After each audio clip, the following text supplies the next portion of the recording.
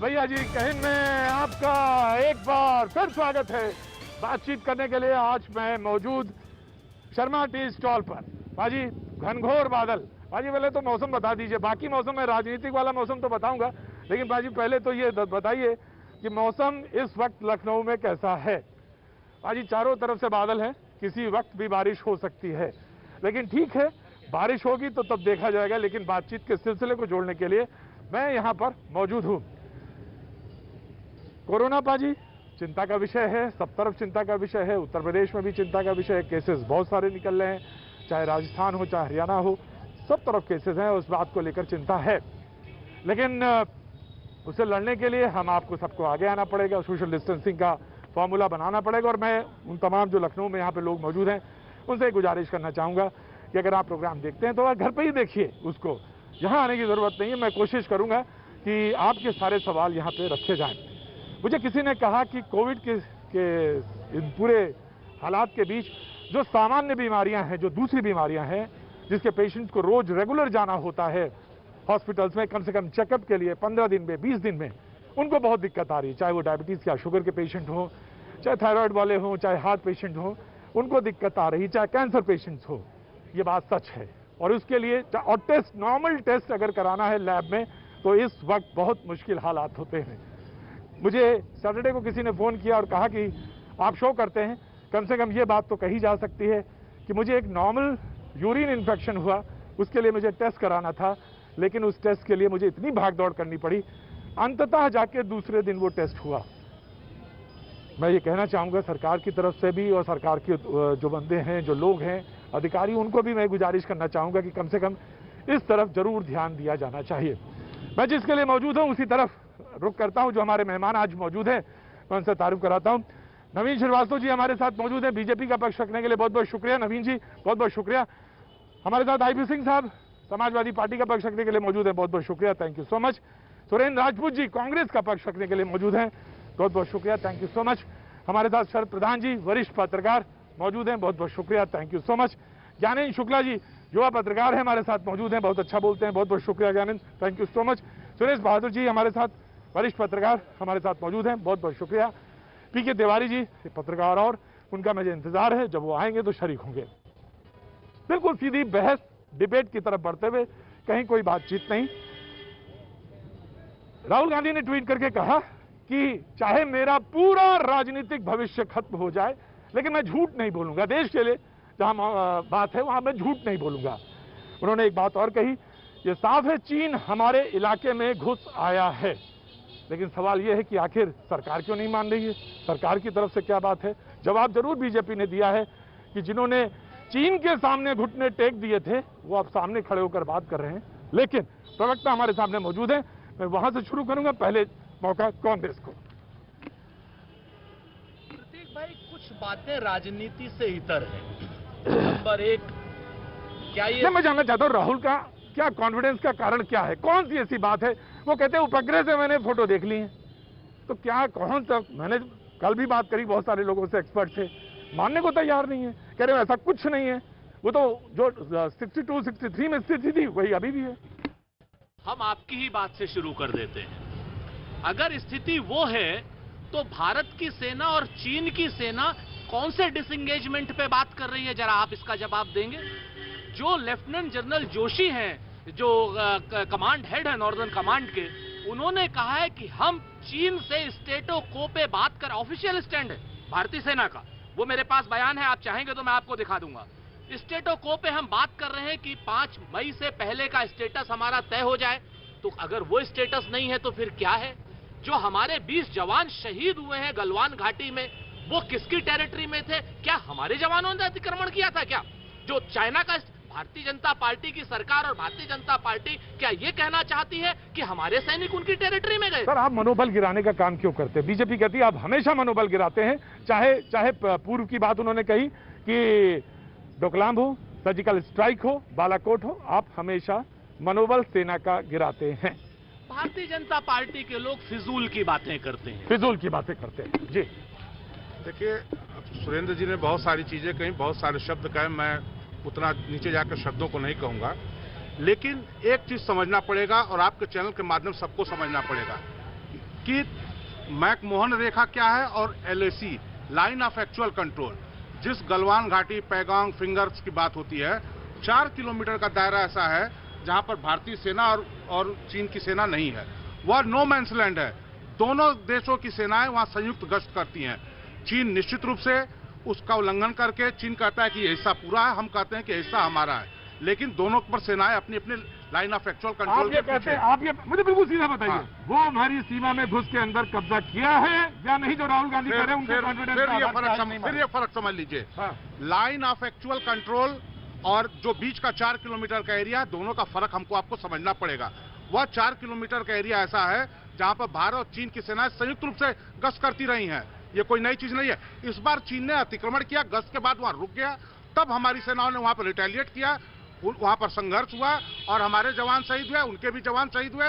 हमारा यह है कि जो लाइन ऑफ एक्चुअल कंट्रोल है वह स्टेटस को है, जिसको अभी सुरेंद्र राजपूत जी कह रहे थे। जी, स्टेटस को। जी देखिए प्रतीक जी, आज आप उत्तर प्रदेश में हैं, उत्तर प्रदेश की भूमि पर हैं, लखनऊ में हैं, जहां जंगल राज है, कानून व्यवस्था ध्वस्त है, गुंडा राज है, जहां बेटियों पे बात नहीं, मैं करूंगा बात, लेकिन आप उत्तर प्रदेश में हैं, राजधानी में हैं, जहां कानून व्यवस्था नहीं है। आप 2 शब्द बोलेंगे, आपके खिलाफ FIR दर्ज करके योगी सरकार सलाखों के पीछे फेंकेगी।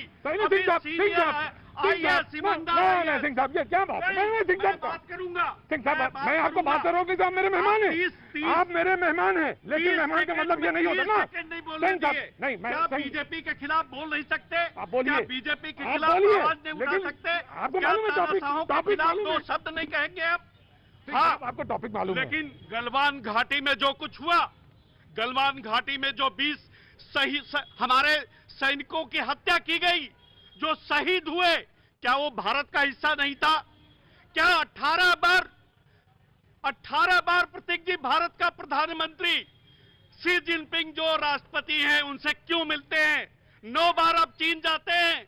वहां की जितनी कंपनियां सबसे पहले सबसे बड़ा निवेश है वो उनके गुजरात स्टेट में करते हैं, वो निवेश उत्तर प्रदेश में नहीं आता, वो निवेश बनारस में नहीं आता, यो योगी आदित्यनाथ के गोरखपुर में नहीं आता, क्योंकि उत्तर प्रदेश में अतिक्रमण प्रधानमंत्री ने किया, योगी आदित्यनाथ। मुझे नहीं मालूम सिंह साहब, मुझे नहीं मालूम सिंह साहब, आप इतनी दिलजली बातें आज क्यों कर रहे हैं? मुझे नहीं मालूम क्यों।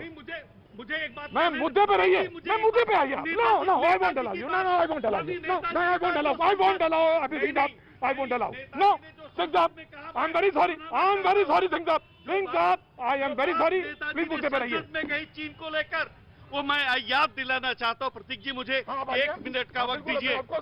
देश की संसद में जब माननीय मुलायम सिंह खड़े हुए, एक तरफ नरेंद्र मोदी और उनकी अमित शाह, सारे लोग बैठे थे, उन्होंने कहा प्रधानमंत्री जी मैं देश का रक्षा मंत्री रहा हूं और मैंने चीन को बहुत करीब से देखा है, उसको उस बहुत खतरनाक दुश्मन है, उसे दूरी रखिए। उसके बावजूद भी रिश्ते बनाए गए। नेताजी ने कहा जब मैं रक्षा मंत्री था 1 किलोमीटर चीन लद्दाख में घुसा, हमने 3 किलोमीटर अंदर तक घुसेड़ दिया। 2014 में 1.8 बिलियन का निवेश भारत में था, 1.8। जब नरेंद्र दामोदर दास मोदी जब इस देश के प्रधानमंत्री बने, वो निवेश बढ़ते बढ़ते 20 बिलियन अरब डॉलर से ऊपर चला गया। ठीक है सिंह साहब, मैं आता हूँ सिंह साहब।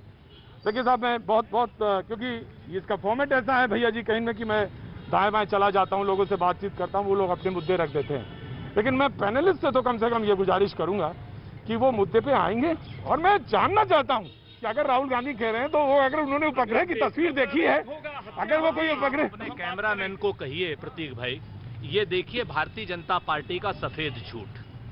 ये लेफ्टिनेंट मोबाइल की कोई चीज को मैं नहीं दिखाऊंगा। लेफ्टिनेंट जनरल जोशी का ऑफिशियल स्टेटमेंट बोल दीजिए, पढ़ दीजिए। मैं मोबाइल से कोई चीज टीवी पे नहीं दिखाऊंगा। ठीक है, lieutenant general Joshi, Indian army commander issues statement for first time on restoring of status को।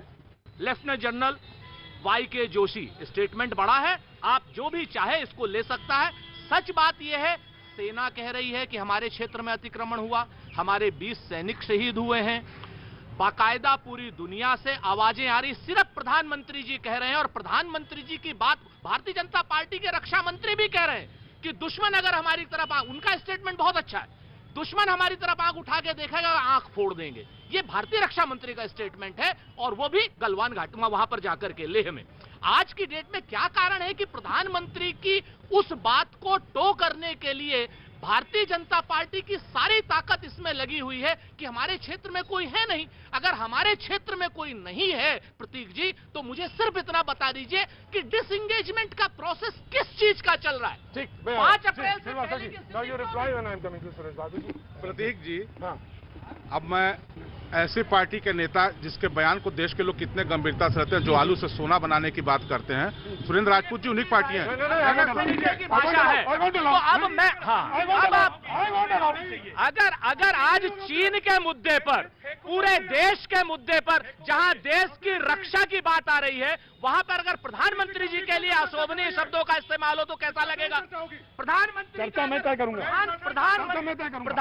जी के खिलाफ अशोभनीय शब्दों का इस्तेमाल होगा अगर राहुल गांधी के खिलाफ हो। कम से क्या मौत का सौदागर क्या क्या आपने देखा है? देखिए प्रतीक जी, समझना यह जरूरी है देश की जनता को भी कि 4 किलोमीटर का एरिया नो माइंस लैंड है, जो न हमारा न उनका। हमारा दावा किया हमारा है, उनका दावा क्या है? देशों की सेनाएं संयुक्त गश्त करती हैं, यह जानना पड़ेगा। चीन ने जब संयुक्त गश्त के बाद वहां पर रुक गए गर्मियों में, तब हमारी सेना गई कि आप अपने वापस जाइए क्षेत्र में। जो लाइन ऑफ कंट्रोल 4 किलोमीटर का जो नो मैंस लैंड है, वह नो मैंस लैंड रहना चाहिए। इसको लेकर विवाद है, लेकिन कांग्रेस और कांग्रेस के नेता लगातार ये कह रहे हैं कि जैसे चीन भारत में घुसा आया है, भारत पर कब्जा कर लिया है। 32,000 स्क्वायर किलोमीटर 62 में अक्सर चीन दे दिए, तब नहीं कब्जा था, तब सीना चौड़ा नहीं था, तब सामने खड़े नहीं हो रहे थे। अब खड़े डोकलाम में आप खड़े नहीं हुए। डोकलाम में जब भारत की सेना आमने सामने मुक्केबाजी कर रही थी, तो चीन के दूतावास में इनके नेता दावत कर रहे थे। ये तो इनका चरित्र है और यही इनकी सोच है। और उसके बाद कह रहे हैं कि भारत की सेना, अरे 20 हमारे बहादुर जवान और अधिकारी जो मरे हैं, उनकी शहादत का आप अपमान कर रहे हैं। वो वहां पर क्या करने गए थे? वो देश की रक्षा के लिए, देश की संप्रभुता की रक्षा के लिए गए थे, और उस जमीन के लिए जिस पर हमारा कहना है कि हमारा है, उनका कहना कि उनका है, जो नो मैंस लैंड है। इस बात को बार बार सबको समझना पड़ेगा कि ना वो हमारे कब्जे में है ना उनके कब्जे में है। दोनों देशों की सेनाएं जो है 4 किलोमीटर के डिस्टेंस पर आती हैं। बहुत स्पष्ट रूप से बात समझिए कि चीन अगर हमारे क्षेत्र में नहीं है तो कहां पर है, एक बात। और दूसरी बात, 23 नवंबर 2012 संसद में जवाब दिया गया, यूपीए की सरकार थी, कि सरकार ने क्या कहा, ये उसका जवाब है, वहां पे मौजूद। उन्होंने कहा कि 28,000 कब्जा कर लिया अक्साई चीन। मैं उसका जवाब देता हूं पूरी तरीके, ये सच है। 62 का वार हिंदुस्तान हारा, ये सच है। नेहरू जी का नेतृत्व था, ये भी सच है। और वार हम बुरी तरीके से हारे, ये भी सच है।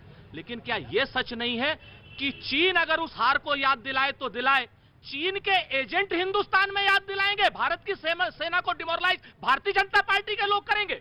भारतीय जनता पार्टी के लोग 62 की हार को याद दिला करके किसको डिमोरलाइज करना चाहते हैं? किससे गद्दारी कर रहे हैं? किस 20 जवानों की शहादत का आप अपमान करना चाहते हैं? जो हमारे 20 जवान गलवान घाटी में शहीद हुए, और पर आप कहने था उसका अपमान कर रहे हैं। आप अपमान कर रहे हैं। 62 की हार हुई थी, उसका सबक लिया आपने। आज हमारी सेना इतनी मजबूत है कि डोकलाम में चीन घुसा और चीन को वापस जाना पड़ा। डोकलाम में हमारी ताकत थी कि चीन को वापस जाना पड़ा। शरद जी, कटर्स को लेकर लड़ाई, सवाल यह है कि राहुल गांधी जी बड़े कॉन्फिडेंट हैं, चलो मेरा राजनीतिक भविष्य खत्म हो जाए तो हो जाए, लेकिन मैं ये कह रहा हूं कि चीन ने कब्जा किया है।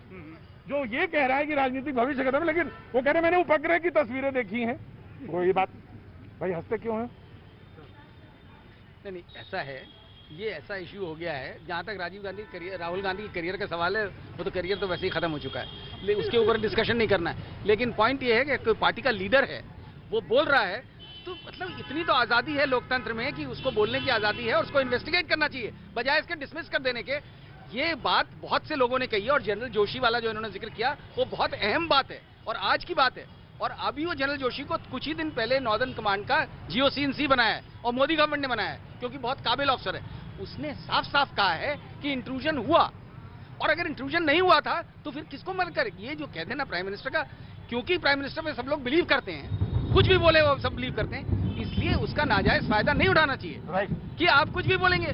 अरे भाई, जो हकीकत है उसमें कोई हर्ज नहीं है, कोई हार नहीं हो जाती है अगर ये एडमिट कर लेने से कि हाँ चाइना हमारे यहाँ घुसा, जैसे पहले घुसा था 62 में, अभी भी घुसा है, और ये फैक्ट है, ये खाली फैक्ट है।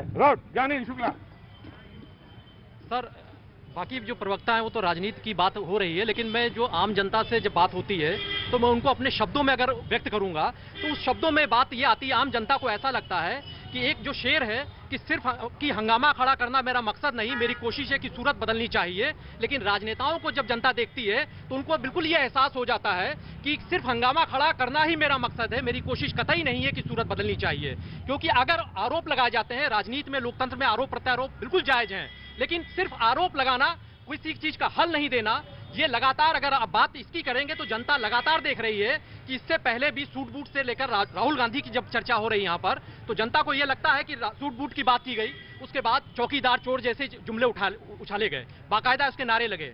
और ये बिल्कुल हमारे यहाँ राजनीति में इसको बिलो द बेल्ट की बात कही जाती है। क्या वो चौकीदार चोर वाली बात सत्य हुई, साबित हुई? वो नहीं साबित अगर हो पाती है तो उसके बाद किस तरीके से ये बात हर एक आम आदमी जानता है कि हर बार सेना का कोई जवान निकलता है तो उसको सल्यूट करता है। सेना की बात को करने के लिए एक आम आदमी उसको सम्मान देता है, कहीं भी आपको देखते हुए दिखाई दे जाएगा। लेकिन ये सिर्फ सियासत ऐसी जगह है जहां पर सेना की भी पगड़ियां, उनकी कैप उछालने से वो बाज नहीं आते हैं, और यहां होता ऐसा दिखाई दे रहा है। जी आईपी सिंह साहब, मैं उम्मीद करूंगा मुद्दे पे आएंगे। सेना की बात हो रही है। हाँ। मुझे गर्व है कि मैं एक फौजी का बेटा हूं, और मेरे पिताजी 1962 और 65 की युद्ध में भाग लिए और बुरी तरह वो घायल हुए, 7 महीने वो अस्पताल में पड़े रहे। मैं वो दर्द समझता हूं, लेकिन बीजेपी जो भावनात्मक मुद्दों पर राजनीति करती है, कोरोना काल है, देश में बड़ा संकट है, आपने ताली बजवाई, आपने दिया जलवाया, ताली बजवाया, और ये सब चल रहा था। आपने एक तरफ मध्य प्रदेश में जो जनादेश प्राप्त सरकार थी उसको आपने बर्खास्त कर दिया, शपथ ग्रहण उस बीच हुआ। आज आप पता नहीं किस मूड में आप आए हैं, पता नहीं, मुझे नहीं मालूम किस मूड में आए हैं आप। सवाल चुनाव, कोरोना काल में भी मोदी अमित शाह जब से 2014 से देश की राजनीति में आए, उनकी प्राथमिकता देश की सुरक्षा नहीं है, उनकी प्राथमिकता देश का विकास नहीं है, उनकी प्राथमिकता देश में अनइंटरप्टेड 24 घंटे बिजली आए, वो प्राथमिकता नहीं है। उनकी प्राथमिकता है कि राजस्थान की सरकार बर्खास्त हो, कर्नाटक की सरकार बर्खास्त करके अपनी सरकार बनाई, अब महाराष्ट्र पर उनका टारगेट है। ये जिस तरह से आपकी सरकार थोड़ी ना, राजस्थान में जिनकी सरकार वो, राजस्थान में जिनकी सरकार है वो बोले नहीं, राजस्थान में जिनकी सरकार है वो बोले नहीं। और आज आप पता नहीं किस मूड में आए हैं आप, पता नहीं मैं किस मूड में आप आए हैं। सवाल कांग्रेस का नहीं, सवाल राहुल गांधी का नहीं, सवाल लोकतंत्र। बाजी लोकतंत्र याद है ना, इमरजेंसी और लोकतंत्र। आपको ये भी याद है कि लोकतंत्र में ही इमरजेंसी के बाद श्रीमती इंदिरा गांधी जी ने माफी भी मांगी थी, आपको ये याद नहीं है? याद है मुझे। अगर ये याद है, अगर ये याद है प्रतीक जी, अगर ये याद है प्रतीक जी, तो आपके चैनल को दोनों बातें बतानी चाहिए। मैंने बताया, ये भी बताना चाहिए कि इमरजेंसी लगी, और ये भी बताना चाहिए इंदिरा गांधी ने माफी मांगी थी। मुझे मालूम है, मुझे मालूम है। हम आपका शोषण करें, हम आपका उत्पीड़न करें, 2.5 साल पूरे देश में अराजकता फैला दें, फिर क्या साहब हमने माफी मांग लिया। अभी हमारे भाई साहब जाति धर्म पंथ मजहब की बात कर रहे थे, मैं आज विषय से भटकना नहीं चाहता हूं, लेकिन एक उदाहरण देना चाहता हूं। इनकी सरकार तो शहीदों की शहादत में भी हिंदू मुसलमान करती रही है।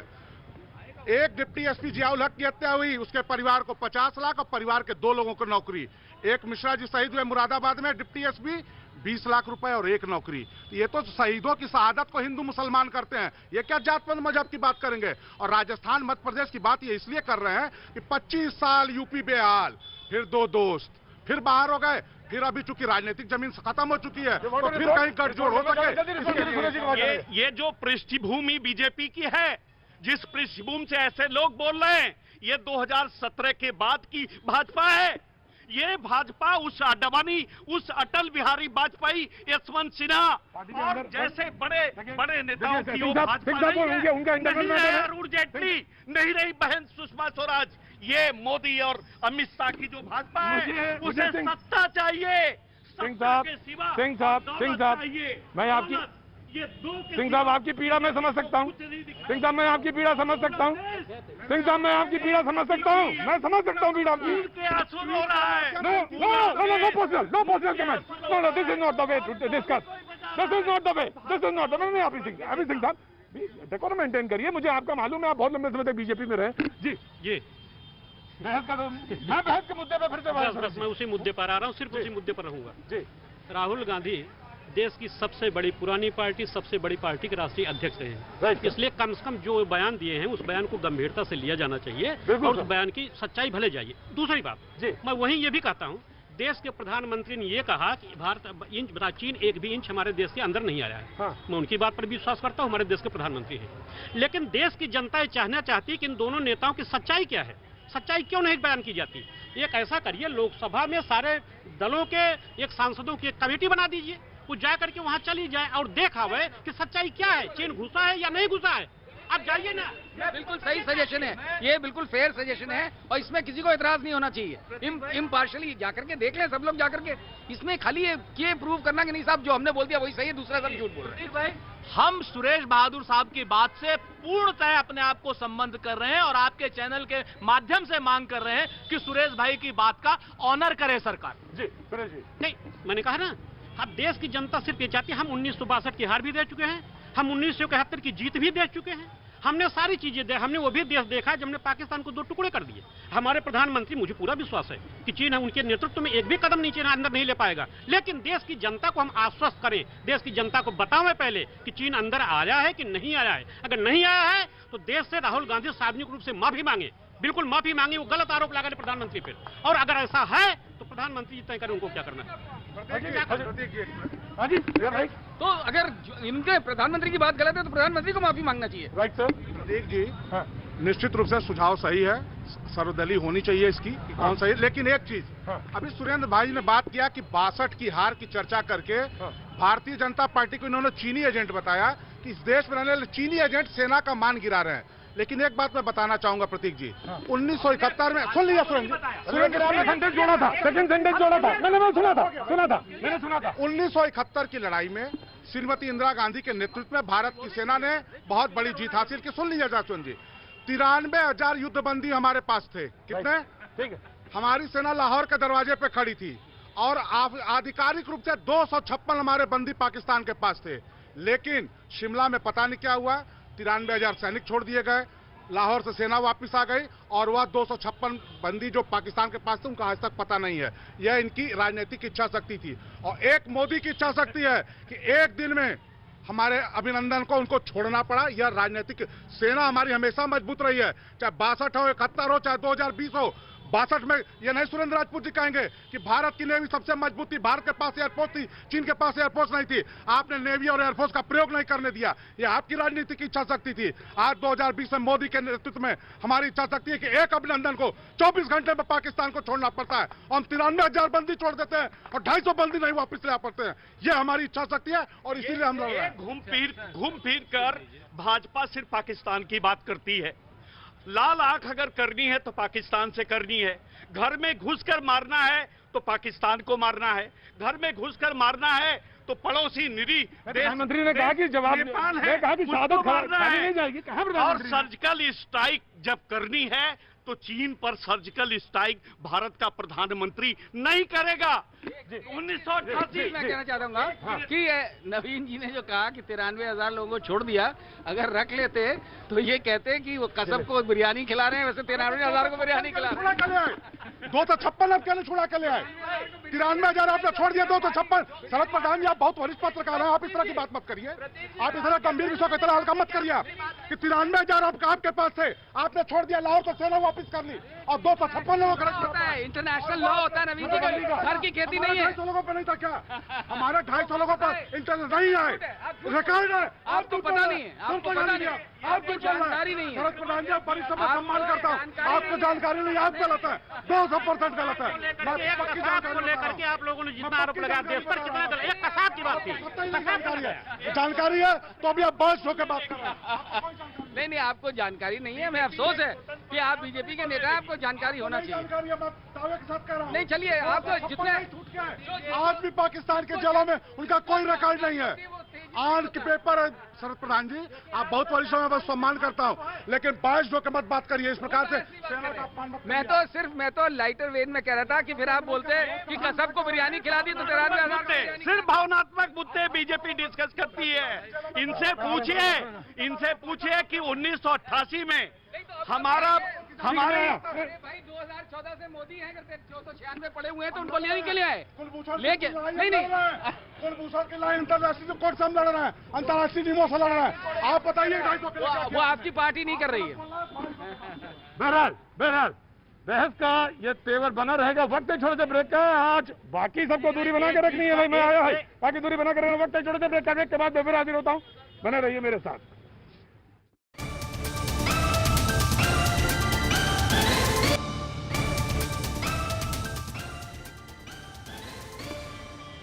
भैया जी कहीं में आपका एक बार फिर स्वागत है। मैं मौजूद हूं शर्मा टी स्टॉल लाल बाग में। आज फिर बहस का मुद्दा चीन को लेकर। राहुल गांधी ने कहा कि मेरा खून खौलता है जब कोई दुश्मन देश इस तरह से सामने आ जाए, और ये बात जायज है, इसमें कोई बात ऐसी गलत नहीं जो उन्होंने कही कि खून खौलता है, किसी का भी खोलेगा अगर दुश्मन इस तरह से अगर कब्जा है तो, लेकिन स्थिति क्लियर होनी चाहिए। राहुल गांधी कहते खून खोलेगा मेरा, और वो बात तो सही है। निश्चित रूप से राहुल गांधी भारत के सबसे पुरानी पार्टी के अध्यक्ष हैं। अगर वो ऐसा कहते हैं तो खून खोलना चाहिए, लेकिन राहुल गांधी को यह भी बताना चाहिए कि डोकलाम में जब चीन की सेना घुस रही थी, जहां हमारे सैनिक आमने सामने हाथापाई मारपीट फाइटिंग हो रही थी, उस समय चीन के दूतावास में वो कौन से भोजन कर रहे थे? उस समय नहीं खून खोल रहा था उनका? ये एक प्रश्न उठता है। ठीक है, बहुत सारे ऐसे प्रश्न उठते हैं। भारत की सेना ने जब बात तो सही है, जब सर्जिकल स्ट्राइक किया बालाकोट में, तब आपका खून, तब आप कह रहे थे कि तो पता नहीं हुआ है कि नहीं हुआ है। उस समय भी आपको उस समय खून नहीं खोलना चाहिए, तो उस समय आपको खुश होना चाहिए था कि हमारे जो जवान शहीद हुए थे उनका बदला भारत की सेना ने लिया। तो सेना का उस समय आप मान नहीं गिरा रहे थे। वायुसेना जब कह रही है हमने अटैक किया, जब कह रहे कि हमारी फौज घुस के उनके आतंकवादियों के ठिकाने को नष्ट किया है, और आपकी पार्टी प्रश्न चिन्ह उठा रही है, तो क्या आप सेना का मनोबल बढ़ा रहे थे? क्या उस समय आपका खून पानी हो गया था? ये भी कहते क्या मैं झूठ बोलूं? झूठ मत बोले, उनका झूठ तो पूरा प्रदेश देश जानता है। उनको कितनी गंभीरता से उनके पार्टी के ही लोग लेते हैं, वो आप पूछ रहे नहीं, हकीकत है। ये उनका इशू नहीं, ये ऐसा ये उनका विनम्रता से कह रहा हूँ, विनम्रता से आप अपनी बात कहिए। सुरेंद्र राजपूत जी प्रवक्ता है, बहुत अच्छे हैं, बहुत भले इंसान हैं और बहुत ईमानदार हैं। कहीं इनसे कसम खिला लीजिए अकेले में, जहाँ कोई जानने न पाए, ये भी बताएंगे कि राहुल गांधी को कितनी गंभीरता से लेते हैं। नहीं देखिए इस बात तो जी मैं आई वोंट अप्रूव, ये मैं अप्रूव नहीं करता, कम से कम डिबेट में नहीं, मैं ये नहीं अप्रूव करूंगा जी। 3-4 बातें अभी भारतीय जनता पार्टी के प्रवक्ता ने आपके उससे पहले भी कही, ब्रेक से पहले। तो 3 बातें मैं आपको बता दूं। पहली बात, 93,000 सैनिकों को छोड़ने का निर्णय कांग्रेस पार्टी का नहीं था, जनरल मानेकशॉ का था, फील्ड मार्शल मानेकशॉ का था और सेना का था। तो हमारा अपमान नहीं कर रहे हैं ये लोग, सेना का अपमान कर रहे हैं। अगर जो आदमी प्रोसीजर नहीं जानता वो आदमी अपना सेना का अपमान। तो इंदिरा गांधी जीती भारत की सेना, पाकिस्तान 2 भाग में हुआ तो क्रेडिट इंदिरा गांधी। अब सेना 93,000 युद्धबंदी छोड़ना है तो मानेकशॉ जिम्मेदार हो गए। अरे कब तक मानेकशॉ? ये देखिए अब 2 मिनट, हाँ मानेकशॉ ने जिताया था। अब 1 मिनट, अब एक सेकंड। अगर सेना स्वायत्त चाहती है, ये प्रतीक जी अगर आप इस तरीके की बात कर रहे हैं कि जनरल मानेकशॉ के डिसीजन, पॉलिटिकल डिसीजन तो होता है, पॉलिटिकल डिसीजन तो होता है, आर्मी के ऊपर पॉलिटिकल डिसीजन है। अब आप चाहते हैं कि मैं भी उधर ही आकर के बात करूं? नहीं बिल्कुल नहीं, वो जाएंगे उधर और आप इधर ही रह के बात करेंगे ना। वो अपनी जगह जाएंगे। नहीं, वो अपनी जगह नहीं, ये सब लोग अतिक्रमण ही कर रहे हैं। ये चीन की तरीके से अतिक्रमण कर रहे हैं। नहीं। आपको बताऊं, ऐसे अतिक्रमण करके चीन वापस चला जाता है। आपको मैं सीधे से बताऊं कि जो भारत की सेना के मनोबल की बात है, तो भारत माँ का कोई ऐसा कपूत नहीं है, कोई ऐसा कपूत नहीं है जो भारतीय सेना का मनोबल को गिराने की बात करे। को हराया गया तो क्रेडिट इंदिरा गांधी को। 93,000 सैनिकों पर जब अभी इनकी दुखती नब मैंने दगाया, तब कह रहे हैं कि साहब वो तो मानेकशॉ का निर्णय था, वो इंदिरा जी का निर्णय नहीं था, कांग्रेस का निर्णय नहीं था। जीत हमारे हाथे में। तरीके से अगर झूठ और छल कपट और प्रपंच चलेगा तो हो चुका बात।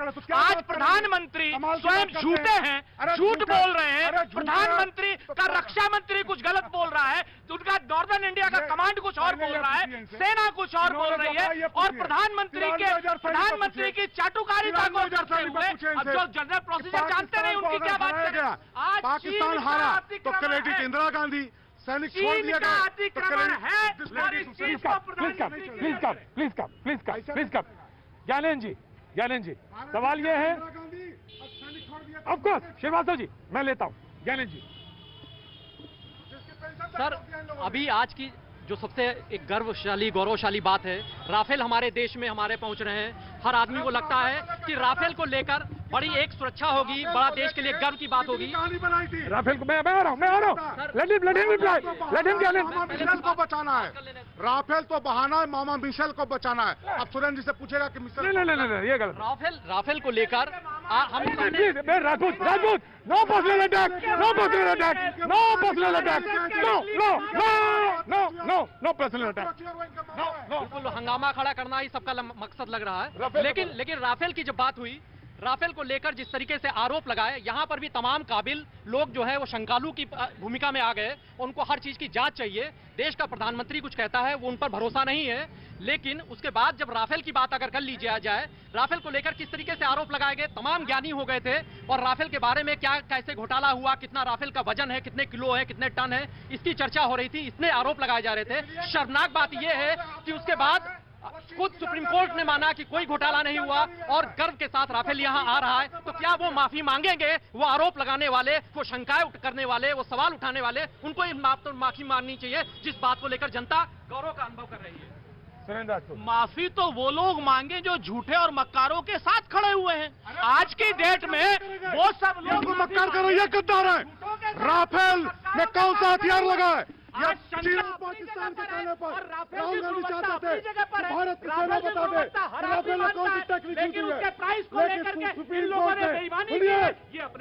कोर्ट से भी ऊपर है। सुप्रीम कोर्ट ने कहा कि उसमें कौन सा हथियार लगे हैं ये नहीं बताया जा सकता है, कीमत पर कोई चर्चा नहीं की जा सकती है। सुप्रीम कोर्ट से भी ऊपर है, क्योंकि 15 जून 1975 को इमरजेंसी लगा के देश में लोकतंत्र की उनको बोल जाएंगे तो चुनाव आयोग पर भरोसा नहीं है। ठीक है श्रीवास्तव जी, राफेल में कौन से हथियार लगे हैं या पब्लिक डोमेन में नहीं लाना था, उसके लिए ये लोग परेशान। ठीक है श्रीवास्तव जी, वो जवाब देंगे। उम्मीद करेंगे आप मुद्दे पे। उन्होंने राफेल का बताया कि बोले आज राफेल अगर है, और अगर आज राफेल है तो वो आपके ही काम आ रहा है, कम से कम आपकी ही ताकत को बढ़ा रहा है। हम राफेल पर जरूर बात करेंगे, हम चीन पर सीमा पर जो विवाद है उसकी भी बात करेंगे, लेकिन जो योगी सरकार है जो जीरो टॉलरेंस की बात करती है और 4100 करोड़ का उत्तर प्रदेश भविष्य निधि का जो 4100 करोड़ का घोटाला DHFL का हो जाता है, हम उसका भी जिक्र करिए। लेकिन पिंगोंग में एक मिनट जब पिंगोंग में चीन सेना जब वहां अस्पताल बना लेती है, उनकी आर्टिलरी पहुंच जाती है, तब क्या प्रधानमंत्री सो रहे थे? शी जिनपिंग ने जब हमारे 20 जवानों की हत्या कर दी, क्या ये फोन क्या प्रधानमंत्री के कान में आया? इनके मित्र ने कुछ कहा? चीन के 50 मारे थे, वो रो नहीं पा रहे हैं, बता नहीं पा रहे हैं कि मेरे सैनिक गए कहाँ। 50 तो गिनती में आ ही गए हैं, बाकी तो बेहिसाब है। कोई रो नहीं पा रहा चीन कि मेरे सैनिक मरे भी हैं कि नहीं मरे हैं। वो हमारे तो सैनिक मैं आ रहा हूँ। जी भारत सो रहा है, भारत हमारा सो रहा है। भारत सो रहा है। बैलेट पेपर से चुनाव करा दीजिए ना, इतना ही है तो बैलेट पेपर से चुनाव कराइए ना। क्यों मशीन से चुनाव हो रहा, बैलेट पेपर से चुनाव कराइए। बैलेट पेपर से चुनाव कराइए। भारत के प्रधानमंत्री अपनी प्रधानमंत्री के पद की गरिमा भूल चुके हैं। वो झूठ पे झूठ बोलते हैं। वो झूठ पे झूठ बोल रहे हैं जी, झूठ पे झूठ बोल रहे हैं। झूठ पे झूठ बोल रहे हैं जी। मैं आया। देखिए अभी IP सिंह साहब ने बहुत अच्छी बात की कि चीन ने वहाँ अस्पताल बना लिया, आर्टिलरी पहुंच गई। मैं बताना चाहूंगा कि वहाँ पर एक वहाँ पर हवाई अड्डा है, दौलत बेग ओल्डी। राइट। 20 साल से एयरफोर्स मांग रही थी परमिशन कि वहाँ जहाज उतारने की अनुमति दी जाए। सुन लीजिए, 2012 में एयर वाइस मार्शल बोरा, जिसने केंद्र सरकार से बिना परमिशन लिए दौलत बेग ओल्डी को शुरू किया, जहां हमारे सारे जहाज उतर रहे हैं, उनकी पेंशन तक रोक दी गई, उनका प्रमोशन रोक दिया गया। यह 2012 में कांग्रेस की सरकार थी। और आज हमको कह रहे हैं कि हम सो रहे हैं, उनकी आर्टिलरी पहुंच गई उनका अस्पताल, जब वहां स्ट्रेटेजिक रूप से दुनिया का सबसे दौलत बेग ओल्डी जब हमने शुरू किया तो दौलत बेग ओल्डी का नहीं बताएंगे क्योंकि जानकारी तो है नहीं। हल्ला बोल नकल बोल वाली पार्टी का ये लोग, तो ये क्या बताएंगे? इनको पता भी है। बंद किया क्या ये पैसे चीन की बंद होगी, और बंद होगी तो कब गोल्डी भी नहीं पता है। दौलत बेग ओल्डी का ये पूछ लीजिए, दौलत बेग ओल्डी का ये पूछ पूछ लीजिए। चीन की भाई बात बेसिस करेंगे। जो दिल्ली में है घपले की बात कब करिए। बंद होगा, काउंसलेट कब बंद होगा, ये सवाल है। जो इम्पोर्ट लगातार बातचीत का दरवाजा मत बंद करिए, वो एक कूटनीति होती है। एक मैं जरा मुझे एक मिनट का समय दें, क्योंकि ये लोग तो बहुत ज्यादा बोलते हैं। नहीं, मैं ये कहना चाह रहा हूँ, ये जो बात रफाल की हो रही थी, तो जब भी डिफेंस डील्स होती हैं सवाल हमेशा उठाए जाते हैं और वाजिब है उठाना। जब बोफोर्स खरीदी गई थी कांग्रेस के जमाने में तब भी सवाल उठे थे और जायज उठे थे, और उसमें भी घपला हुआ था। देखिए सवाल इसका नहीं है, इससे कोई आर्मी के उसमें कोई सवाल नहीं उठाता है, ये सवाल उसमें उठाया जाता है जो डील की जाती है, और डील होती है पॉलिटिकल लेवल पे। और पॉलिटिकल लेवल में जब आप दाम बताने से कतराएं तो जाहिर है आप किसी भी चीज के आप दाम अगर नहीं बताते हैं तो आपके ऊपर शक होगा कि क्यों नहीं बता रहे। तो दाम बताने से आपको ये नहीं पता लग गया कि इसमें कौन कौन से औजार लगे हैं। बोफोर्स में भी यही हुआ था, घपला हुआ था। तो जब मेरा कहना यह है कि जब बोफोर्स की जांच हुई तो पाया गया घपला, आज तक सजा किसी को नहीं मिली। ये सब बड़ी बड़ी डील्स होती हैं, इसमें इसीलिए ये दाम बताने में कोई नहीं पता लग सकता कि इसमें क्या लगा है। प्रधान साहब को बताइए, बहुत वरिष्ठ पत्रकार है, मैं हाथ जोड़कर नमन करता हूं इनको। सर्वोच्च न्यायालय ने जिन चीजों पर क्लैरिफाई कर दिया, जजमेंट दे दिया, उस पर अभी प्रश्न चिन्ह उठा रहे हैं आप। कम से कम सर्वोच्च एक नागरिक को एक जरा बोलने देंगे, एक सिटीजन को अधिकार है सुप्रीम कोर्ट के जजमेंट को पे सवाल उठाने का। चैलेंज कर दीजिए ना, आप सुप्रीम कोर्ट के निर्णय पर PIL कर दीजिए। आप इतने जागरूक हैं, आपको लगता है कि सर्वोच्च न्यायालय का फैसला नहीं सही रहा, आप PIL कर दीजिए। सर जब सुप्रीम कोर्ट एक बार कह चुका है तो ये सवाल उठता है कि सुप्रीम कोर्ट को उसके बाद भी मानने के लिए पहले सवाल है कि अदालत में जाए, अदालत में भी अगर प्रूव हो जाता है, अदालत फैसला दे देती है, फिर भी सवाल। तो आखिर ये सवाल दर सवाल क्यों? क्योंकि सर्जिकल स्ट्राइक तब भी सवाल। तो आम जनता ये बिल्कुल जानना चाहती है कि ये सवाल क्यों हर बार सवाल लगाकर। ऐसा लगता है कि कई बार तो ऐसा आम जनता, जो कई लोगों से मेरी बात होती है, वो तो एक ने बड़ा दिलचस्प बात कही, उन्होंने कहा कि बिल्कुल ये आरोप ऐसे लगते हैं कि जो पार्ट टाइम पॉलिटिशियन जैसी कोई बात होती है वहां पर घंटी बजाकर कई बच्चे भाग जाते थे और बाद में लोग देखते थे क्यों, किसने घंटी बजाई। तो कुछ लोगों की आदत ऐसी ही लगती है कि एक बार घंटी बजाई, आरोप लगाए, सवाल उठा ले, उसके बाद गायब हो गए। आप कोई हल दीजिए, आप सोल्यूशन दीजिए। अगर आपके पास इतने ही सवाल हैं, सर्जिकल स्ट्राइक पर सवाल उठाए गए, आम जनता ने खारिज कर दिया, राफेल पर उठाए गए, सुप्रीम कोर्ट ने ही डिसीजन दिया, अपना निर्णय दिया, तो उसके बाद अब आकर चीन की बात हर बार कही जा रही है, प्रधानमंत्री की बात पर भरोसा यहाँ पर कई लोगों को नहीं हो रहा है। तो आखिर किस पर सुप्रीम कोर्ट ने कैसे खारिज किया कि इस तरह का मैनेजमेंट था? बच्चा देश का जानता है, दुनिया जानती है। सुप्रीम कोर्ट है ना, सुप्रीम कोर्ट। दिक्कत प्रतीक ये है कि ये लोग चुनाव हार जाते हैं, तो चुनाव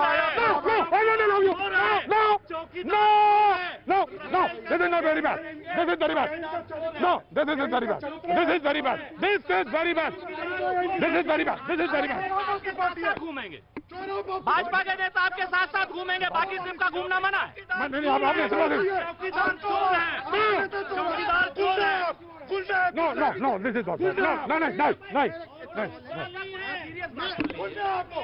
अब इस तरह की बात की जाती है, गुंडे ये लोग, गुंडेवादी संस्कृति के लोग हैं। सैयद, सारे गुंडे बीजेपी में है, सैयद, सारे गुंडे माफिया, किसी के खिलाफ सबको संरक्षण योगी का प्राप्त है।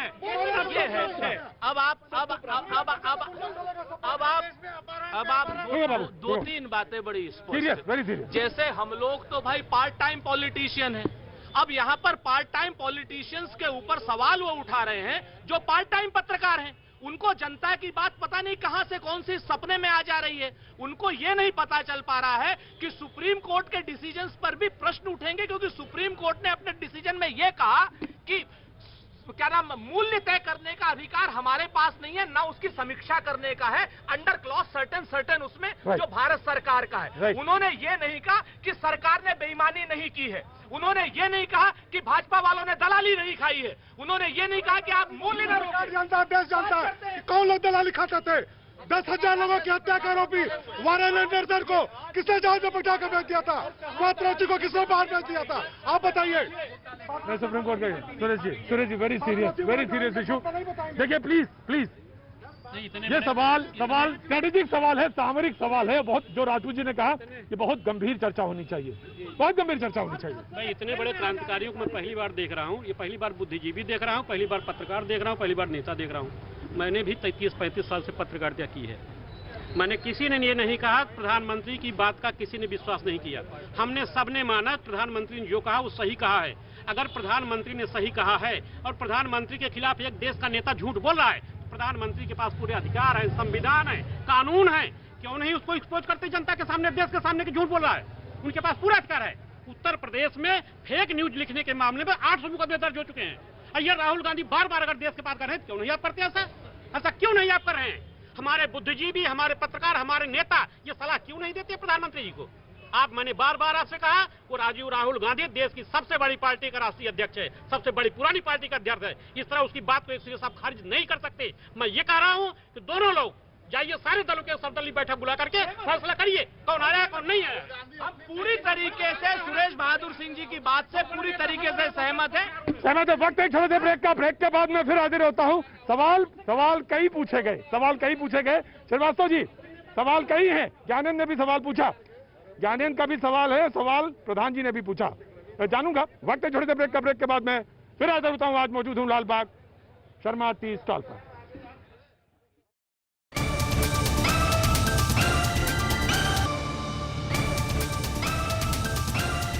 भैया जी, कहीं में आपका एक बार फिर स्वागत है। और शाम हो, अवध की, लखनऊ की और चाय की चुस्की हो, शर्मा टी स्टॉल हो, बहस इधर हो रही हो, तो क्या कहना आनंद, बड़ा मजा आ रहा है साहब आपको। Thank you so much.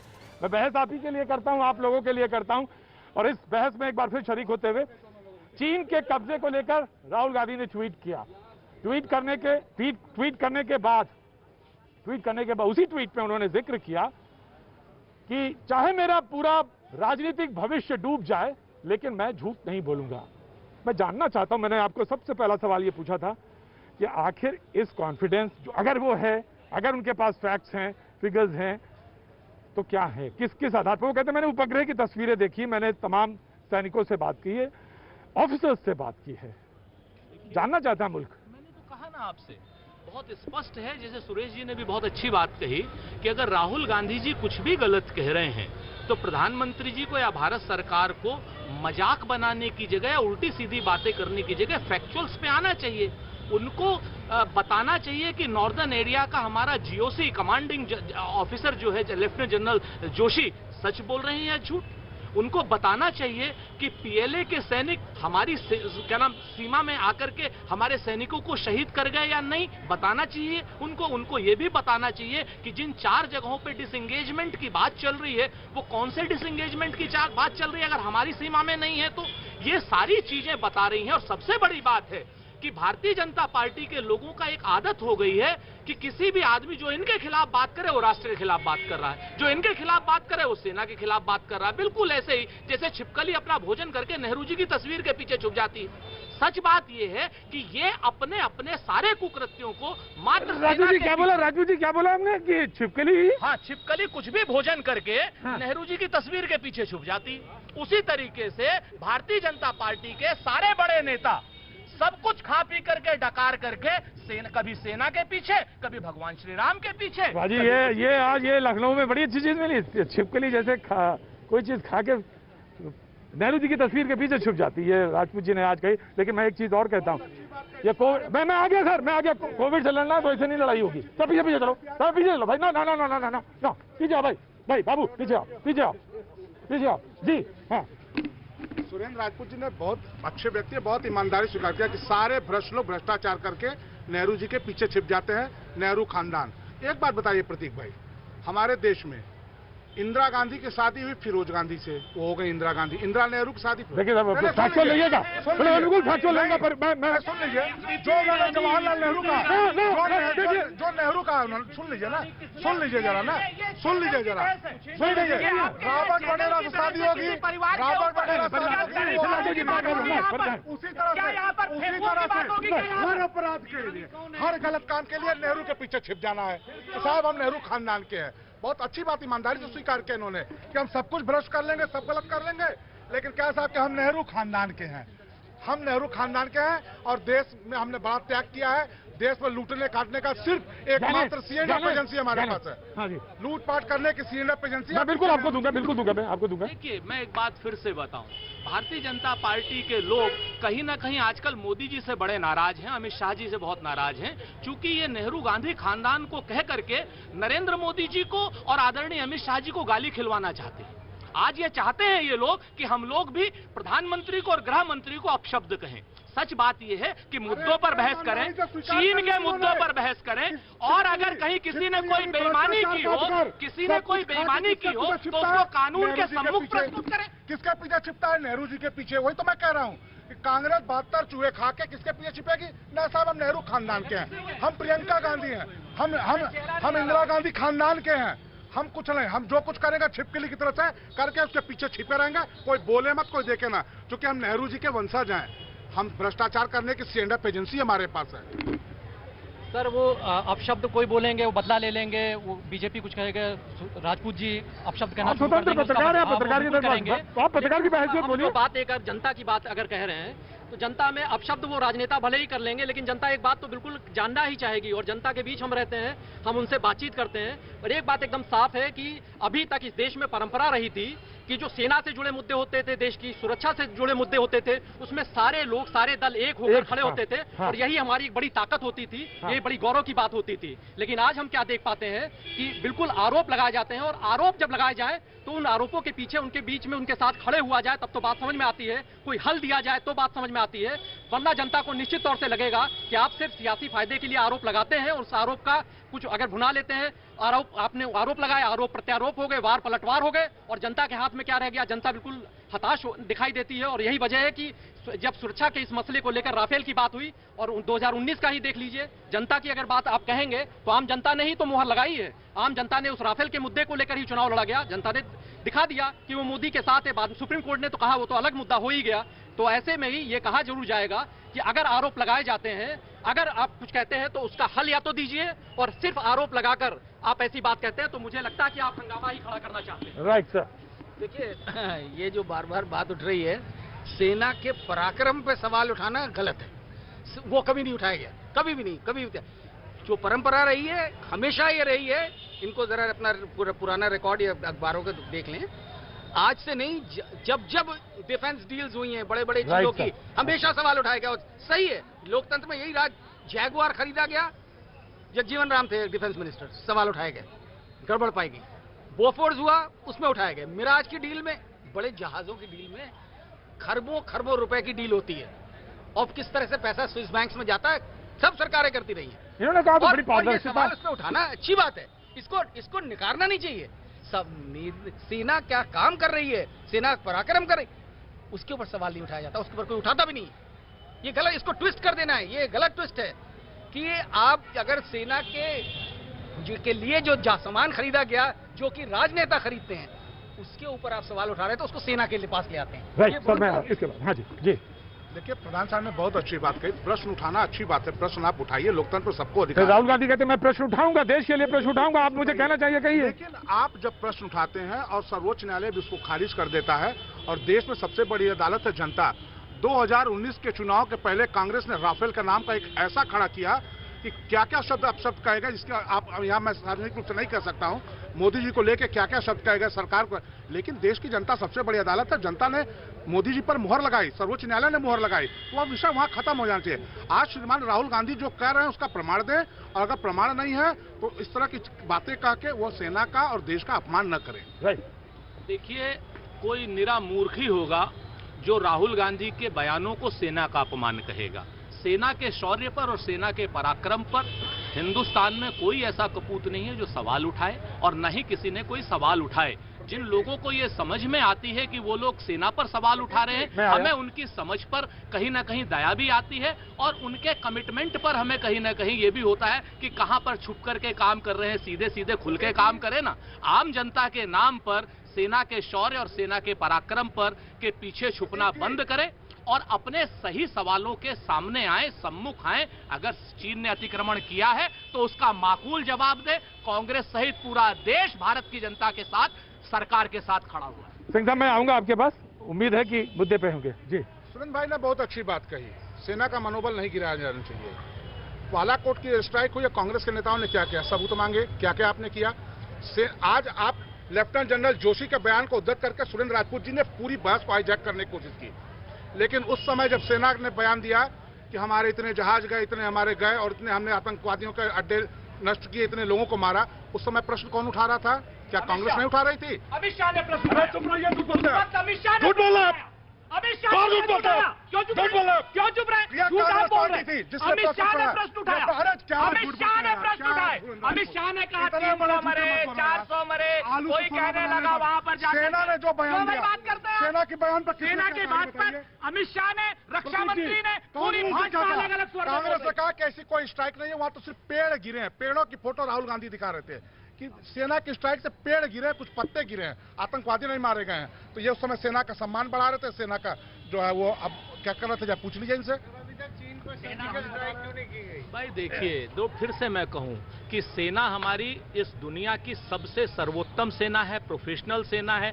हमारी धरती की 1 इंच भी जमीन नहीं वो कर सकता कोई सेना के रहते हुए। उस समय जो सेना ने कहा कि हमने बालाकोट तक उसका ये स्ट्राइक किया, हमने ये स्ट्राइक किया, तब आप क्या थे? तब आपने क्या किया? बोलिए, मुझे कोई फर्क नहीं पड़ता, मुझे कोई फर्क नहीं पड़ता। बोलिए, आप मुझे ये बताइए, चुप नहीं कर पा रहे और आप Shrivastava ji please come to this side. Shrivastava ji please come to this side. Shrivastava ji please come to this side. Shrivastava ji please come to this side. मुझे कोई फर्क नहीं पड़ता। बड़ी स्पष्ट है। पहली चीज, हम इनके मुद्दे से भटकाने से नहीं भटकेंगे। भारत देश की सेना और कहते हैं आज आप जनरल जोशी की बात कर रहे हैं। इन्होंने कहा कि जनरल जोशी की आप बात कर रहे हैं। बिल्कुल कर रहे हैं। पर उस समय और ये ऑफिशियल बयान है। मैंने डिनाई नहीं किया, प्रधान जी ने उसको कोट किया, प्रधान जी ने कोट किया। और मैं दूसरी बात बता रहा हूं कि आज उधर उधर की बात मत करिए। चीन से जमीन हमारी कब खाली होगी, सिर्फ ये बताइए। पेड़ गिरे, पत्ते गिरे, स्ट्राइक नहीं हुई। ये बयान थे इन लोगों के। फिजूल की बात मत। चीन से जमीन कब खाली होगी, चीन का अतिक्रमण कब खाली सब कुछ होगी। आप लोग लफाजी बंद करिए और सेना का सम्मान मत जांच करिए। आप वही है जो सेना स्ट्राइक करेगी तो आप सबूत मांगेंगे। ये लोग कहें कि चीन के पास जमीन नहीं है, अतिक्रमण नहीं कर रखा है, कहें ये लोग। आप ये लोग कहें ना इस बात को। सेना स्ट्राइक करेगी तो बालाकोट की तरफ सबूत मांगेंगे क्या? ये इनसे पूछिए, सेना स्ट्राइक करेगी, सेना काम करेगी, सबूत मांगेंगे क्या? देखिए, देश ने 56 इंच छाती की बातें सुनी है। अरे मोदी जी आपके मित्र हैं, चीन के राष्ट्रपति, 56 इंच की छाती उनके सामने दिखाइए। आप सर्जिकल स्ट्राइक करिए। किस बात का इंतजार कर रहे हैं? आपकी पार्टी और बार बार आप कहते रहे कि अगर एक सैनिक का सिर काटा जाएगा तो हम 10 कर काट कर लाएंगे। 200 चीनी सैनिकों का सिर कब आएगा? देश की जनता ये जानना चाहती है। लेकिन जिस सेना पर गर्व करने वाली बात, गुमराह करने वाली बात ये बीजेपी करती है, उस गुजरात से सेना में कोई नहीं जाता। अमित शाह के परिवार का सेना के ऊपर विश्वास है। ये राष्ट्रवाद है, ये गलत है, ये राष्ट्रवाद है, ये गलत है, ये राष्ट्रवाद है, ये गलत है, ये गलत है, ये राष्ट्रवाद है इनका। नहीं ये गलत है, ये गलत है, ना ये गलत ये राष्ट्रवाद है इनका। ये यही संस्कृति है। मैं सैल्यूट करता हूँ आपको। आपके फादर सेना में, मैं सैल्यूट करता हूँ फादर को, लेकिन ये गलत है। गुजरात क्या आप क्या कह रहे हैं? क्या कहेंगे? इनकी राष्ट्र विरोधी सोच को क्या कहेंगे जरा बताइए। इनकी राष्ट्र विरोधी सोच को क्या कहेंगे जरा? नहीं, मैं तो ये कह रहा हूँ ये गलत है। ये कैसे कह सकता है कोई गुजरात से जाते नहीं? सुरेंद्र जी चाहे आईपी सिंह कह रहे हैं कि सेना को स्ट्राइक करनी चाहिए। मैं एक बात कह रहा हूँ कि सेना स्ट्राइक भी करेगी, सब कुछ करेगी, लेकिन फिर बालाकोट की तरफ सबूत मत मांगने लगिएगा। आपके अमित शाह जी 300 लोगों को बताते थे कि 300 लोग मरे हैं, रक्षा मंत्री बताते थे 500 लोग मरे। सेना का अगर राजनीतिकरण किसी ने किया है तो भारतीय जनता पार्टी। तुम्हारे पास लिख के आता था कि 500 लोग मारे जाते। अरे बेकार बात कर रहा हूँ। मैं आ रहा मैं आ रहा बेटा आ रहा। देखिए प्रतीक जी, मैं राजनीतिक दलों की टिप्पणी पर नहीं जाना चाहता। नहीं बिल्कुल मत जाइए। जो भी राजनीतिक दल हैं, मैं आ रहा हूँ, जो भी राजनीतिक दल हैं, हाँ। सभी देश सेवा का जनता की सेवा का सबका माध्यम बनना चाहते हैं, और वो माध्यम और सेवा करने की जरूरी है, वो सत्ता हासिल करे। मेरा सिर्फ एक अनुरोध है, कोई राजनीतिक दल देश की सुरक्षा से, देश की संप्रभुता से का माध्यम न बनाए, सत्ता बनाने का माध्यम न बनाए। Right, कम से कम 9/11 अमेरिका से हम एक चीज सीख लें कि सारे दल, मैं सारे दलों की बात कर रहा हूं, चाहे अगले पिछले सबकी, सारे दल एकजुट होकर के कम से कम राष्ट्रीय सुरक्षा के मुद्दे पर एकजुट हों और ऐसा संदेश जाए कि हम एकजुट हैं। मैं भाजपा के लिए भी कह रहा हूं और विपक्षी दलों के लिए भी कह रहा हूं। सर वो मुझे याद है 9/11 में तो मीडिया ने भी वहाँ पे एक डिसीजन ले लिया था, तो हम और 9/11 में तो मीडिया ने भी एक डिसीजन लिया था वहाँ पे। मैंने कहा कोई निर्णय हमको भी लेना मुझे याद है आपका 11 पर भारतीय जनता पार्टी का जरा डिसीजन बताइए। 27 तारीख को नरेंद्र मोदी उसी जगह पर प्रेस कॉन्फ्रेंस कर रहे थे।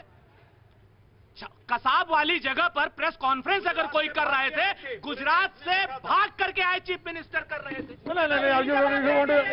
आप बात चीन की करेंगे, ये अफगानिस्तान बात करेंगे। आप बात करेंगे आलू की, ये सोना बनाने की बात करेंगे। बात कहाँ होगी, बात कहाँ ले जाएंगी? बात हो रही है चीन की, तो बात कहाँ कर रही है बताइए। इनसे पूछिए, बताएंगे। ये राष्ट्रवादी पार्टी वाले हैं, ये गुजरात की बात करेंगे, वो बात करेंगे, गंदे नाली सिक्की गैस से अगर पकौड़ा बन सकता है, पकौड़ा गंदे नाली के गैस से पकौड़ा बन सकता है, तो आलू से सोना भी बन सकता है। मुझे मालूम है वक्त आज अभी बस सिर्फ इतना है, कल फिर होगी मुलाकात यहीं इसी जगह पे मिलेंगे। और तमाम सारे लोगों के भी thank you so much sir, बहुत बहुत शुक्रिया, thank you so much sir, thank you. आज अभी बस सिर्फ इतना, कल होगी फिर यहीं पर मुलाकात।